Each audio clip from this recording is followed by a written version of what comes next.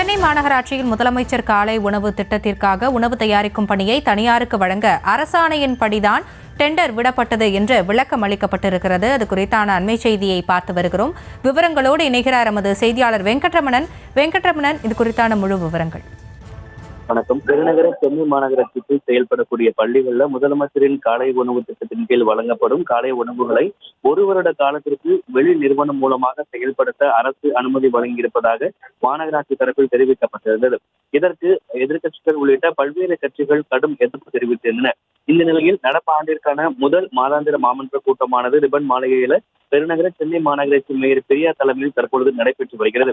இந்த மாமன்ற கூட்டத்தில் நிலைக்குழு தலைவர் கல்வி நிலைக்குழு தலைவர் விஸ்வநாதன் பேசும்பொழுது இதுபோன்று சென்னை மாநகராட்சி கீழ் இருக்கக்கூடிய பள்ளிகள்ல முதலமைச்சர் காலை உணவு திட்டத்திற்கு உணவு சமைக்க வெளி நிறுவனங்களுக்கு கொடுப்பது தொடர்பாக பேசினார். அப்போது அதற்கு ஆணையர் விளக்கம் அளித்திருக்கிறார். அந்த ஆணையர் விளக்கத்துல என்ன குறிப்பிட்டிருக்காரு அப்படின்னா, சென்னை மாநகராட்சியில முதலமைச்சர் காலை உணவு திட்டத்திற்கான உணவு தயாரிக்கும் பணியை தனியாருக்கு வழங்குவது குறித்து அரசின் அனுமதியோடு தான் அரசின் அரசாணைப்படிதான் டெண்டர் விடப்பட்டது என தெரிவித்திருக்கிறார். தொடர்ச்சியாக பல்வேறு தரப்பினரும் இந்த திட்டத்திற்கு எதிர்ப்பு தெரிவித்துள்ளதால் துறையின் அமைச்சர் மற்றும் முதலமைச்சரின் கவனத்திற்கு கொண்டு செல்லப்பட்டு முடிவு எடுக்கப்படும் என ஆணையர் குமரகுருபன் தெரிவித்திருக்கிறார். தொடர்ந்து இதற்கு பதிலளித்த மேயர் பிரியா பேசும் பொழுது பல்வேறு தரப்பில் இருந்து எதிர்ப்புகள் வந்திருப்பதன் காரணமாக அரசின் கவனத்திற்கு கொண்டு செல்லப்பட்டு நல்ல முடிவு எடுக்கப்படும் என தெரிவித்திருக்கிறார். குறிப்பாக பல்வேறு தரப்பிலிருந்து எதிர்ப்புகள் வந்த நிலையில் அரசின் அரசாணைப்படியே தற்பொழுது இதற்கு டெண்டர் விடப்பட்டிருக்கிறது என ஆணையர் குமரகுருபன் விளக்கம் அளித்திருக்கிறார்.